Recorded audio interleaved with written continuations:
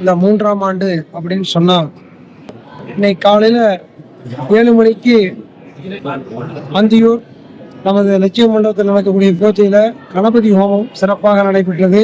அதை தொடர்ந்து படி அலங்காரம் மற்ற விஷயங்கள் சிறப்பாக நடைபெற்றுக் கொண்டிருந்தது. 3 மணி அளவில் அருள்மிகு பத்ரகாளி அம்மன் திருவாலயத்திலிருந்து புஷ்பக்கூடையும் நெய்க்குட ஊர்வலமும் மற்றும் சாமி புறப்பாடும் மிகச் சிறப்பான முறையில் வான வேடிக்கைகளோடு மேலதாளங்களோடு மிகச் சிறப்பாக நடைபெற்றது. இந்த ஊர்வலத்திலே அதிகபட்சமாக பஞ்சமாதா என்று அழைக்கக்கூடிய தாய்க்குளங்கள், அந்த பெண்மணிகள் ஒவ்வொரு குழுவில இருந்து நமக்கு எல்லாரும் வந்திருந்தாங்க. அதாவது ஓம் சக்தி குழு, துர்க்கை வழிபாட்டு குழு, இந்த மாதிரி இருக்கக்கூடிய 10 கோடி பெருமக்கள் அனைவருமே இந்த ஐயப்பனுக்காக நாம வருஷத்துல ஒரு முறை அந்த பூவை சுமந்து கொண்டு போய் ஐயப்பனுக்கு செலுத்தணும் அப்படிங்கிற ஒரு எண்ணம் இந்த 3 வருடங்களாக மக்கள் மத்தியிலே பிரதிபலித்துக் கொண்டிருக்கின்றது. ஆகையாலே மக்களுக்கும் இந்த பூஜையும் சிறப்பாக நடைபெற்றுக் கொண்டிருக்கிறது. இதனால் ஐயனுடைய அருளை எல்லா மக்களும் பெற்று எல்லா வளங்களோடும் நலங்களோடும் வாழ வேண்டும் என்று நான் என்றென்றும் ஐயப்பனை பிரார்த்திக்கின்றேன். சுவாமியே சரணம்.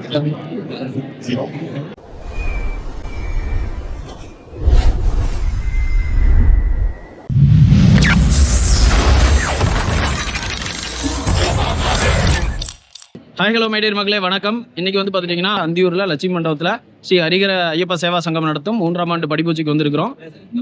போன வருஷம் இதே படிப்பூஜை பார்த்துருந்தோம். அதே மாதிரி இந்த ஆண்டு மிக சிறப்பாக இருக்கும் அப்படின்னு சொல்லி நம்புகிறோம். மறக்காம நம்ம channel like comment share subscribe பண்ணி கீழே இருக்கிற பெல் பட்டனை கிளிக் பண்ணிக்கங்க. வாங்க வீடியோக்குள்ளே போவோம்.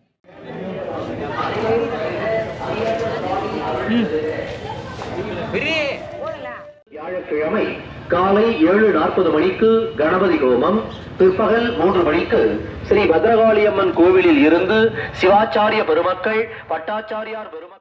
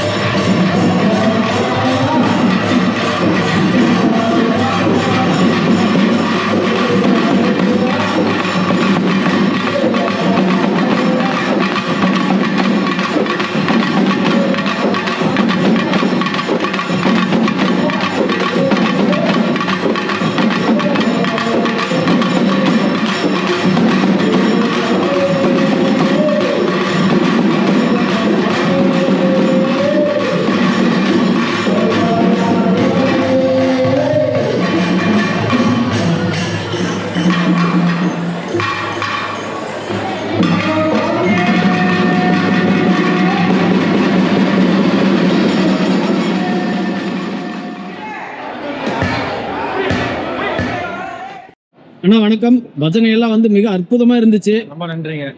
இந்த விழாவை பத்தி சொல்லலாம். இங்கே இன்னைக்கு வந்து பார்த்தீங்கன்னா ஐயப்ப சுவாமி படிப்பூஜை. பொதுமக்கள் நலன் வேண்டி பக்தர்களுக்கு ஒரு கிருபை கிடைக்குன்னு சொல்லிட்டு ஒரு நாம சங்கீர்த்தனை வேள்வி மாதிரி பண்ணியிருக்காங்க. இதில் ஆயிரக்கணக்கான மக்கள் கலந்து ஐயப்பனுடைய அருளாசி பெற்றாங்க. இப்போ சந்தோஷமா இருந்துச்சு, மகிழ்ச்சியாக இருந்துச்சு. நல்லா ஒரு கொண்டாட்டம் வந்து ஆன்மீக கொண்டாட்டம் இந்த அந்தியூர் மாநகரில் வருஷம் நடக்குது. இந்த வருஷம் மிகச் சிறப்பாகவே நடந்துச்சு. சாமி சார் சுவாமி சரணம். சென்ற வருடம் இங்க வந்திருந்த பக்தர்களுடைய பேராதரவோட இங்க வெகு கோலாகலமாக ஐயப்பனுடைய அபிஷேகங்கள், ஆராதனைகள், பஜனைகள், பக்தர்களோட கோஷங்கள் எல்லாமே இருந்தாலும் நம்மளது நண்பர் வெங்கடேசன் ஜி அவங்களுடைய கோஷ்டி எப்போதுமே நமக்கு பரிச்சயமானது. எங்கேயும் நாமங்கள் வந்து கிராமங்கள்ல ஒலிக்கின்ற வகையில் அவங்க நிறைய பண்ணிட்டு இருக்காங்க.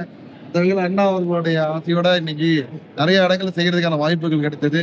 நாமத்துல கலந்து கொண்டதுல வந்து ரொம்ப சந்தோஷம். வணக்கம் சாமி. சாமி சரணம். வணக்கம்.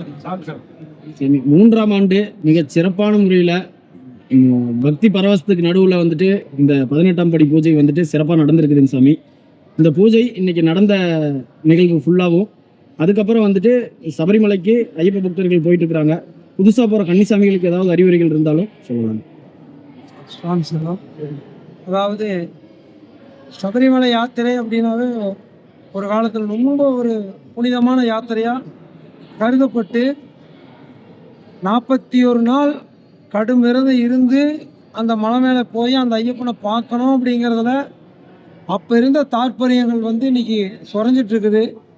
ஆகையால் என்னுடைய அனுபவம், பகவானுடைய அனுபவத்தினால ஒரு அருவாள் டயர் கொண்டு போய் அந்த ஐயப்பனுடைய தரிசனம் பண்ணக்கூடிய ஒரு சூழ்நிலை இருந்தது அந்த காலத்தில். இன்னைக்கு இருக்கக்கூடிய சூழ்நிலை எல்லாமே நாகரிகம் அப்படிங்கிற ஒரு போர்வையில் 10 நாள் 12 நாள் 4 நாள் மாலை போட்டு அந்த ஐயப்பனுடைய விரத முறைகளை நம்ம தவறாக நம்முடைய சுயநலத்துக்காக பயன்படுத்துறதுனால, அதனால் பகவானுடைய நாமாவளிக்கு ஏதாவது ஒரு இடையூறுகள் ஏற்படக்கூடாது அப்படிங்கிறதுல சுவாமியும் நானும் வந்து மனமாற ஐயப்ப பக்தர்கள் யாராக இருந்தாலும் சரி, ஒரு 41 நாள் விரதம் இருந்து சபரிமலை இருமுடி செலுத்திட்டு போனால் அவருடைய வாழ்வாதாரமும் அவருடைய வாழ்க்கை தரமும் எல்லாமே உயரும். என்னுடைய அனுபவத்தில் நான் பகவானுடைய அனுகிரகத்தில் இன்னைக்கு ஒரு 35 வருஷம் 30 வருஷமாக சபரிமலை யாத்திரையில் நாங்கள் வந்து இருக்கோம் அப்படின்னு சொன்னால், பல முறை கோயிலுக்கு போயிட்டு இருக்கோம் அப்படின்னு சொன்னோம். எல்லாமே தொட்டு படிப்படியாக அவங்க வந்து எந்த ஒரு மக்களையும் கைவிட்டதா சரித்திரம் என்னுடைய அனுபவத்தில் இல்லை. என்னை விட மூத்த குருசாமி இருக்காரு, அவருடைய அனுபவத்திலையும் இல்லை. ஆகையால் ஐயப்பனை நம்பினோர் இதுவரைக்கும் கெட்டதில்லை. ஆகையால் தயவு செய்து இதனால் நான் இந்த ஒரு பூஜையினால் சொல்லக்கூடிய விஷயம் என்னென்னா, 41 நாள் முழு மண்டலம் விரதம் இருந்து நாம் வந்து ஐயப்பனை தரிசனம் பண்ணணும் அப்படிங்கிறது என்னுடைய மனமார்ந்த வேண்டுகோளாக வைக்கின்றேன். சாமி சரணம். இந்த பூஜைகளை வந்து ஊர் மக்களும் சுவாமி பக்தர்களும் எல்லாரும் சேர்ந்து சிறப்பான முறையில் நடத்திட்டு இருக்கிறோம். மென்மேலும் நல்லபடியாக நடத்தணும்னு சொல்லி அந்த ஹரிஹர சுதன் ஆனந்த சித்தனை நான் மனமாற வேண்டுகிறேன். சுவாமியே சரணமையப்பா, சுவாமியே சரணமையா. இந்த ஆண்டு பார்த்துட்டிங்கன்னா வண்ண விளக்குகளாலும் பட்டாசுகளாலும் வந்து பார்த்துட்டிங்கன்னா வண்ணமயமாக வந்து நிகழ்ச்சி வந்து தொடங்கியிருக்கு. இங்கே வந்துட்டு பஜனை ஆகட்டும், அதுக்கப்புறம் பூக்கூடை எடுத்துகிட்டு வரதாகட்டும், மற்ற எல்லா விஷயங்களும் ரொம்ப சிறப்பாக நடந்துச்சு. இப்போ 18ஆம் படி பூஜையும் வந்துட்டு மிக அருமையாக நடந்தது வந்து பார்க்க முடிஞ்சுது. அதுக்கப்புறம் அன்னதானமும் மிக சிறப்பான முறையில் நடைபெற்றது. இனி அடுத்த ஆண்டு வந்து பார்த்துட்டிங்கன்னா இதே நிகழ்ச்சியில் சந்திப்போம். அதுவரை உங்களிடமிருந்து விடைபெறுவது உங்கள் வேல் நம்பி. See you, take care, bye bye, tata.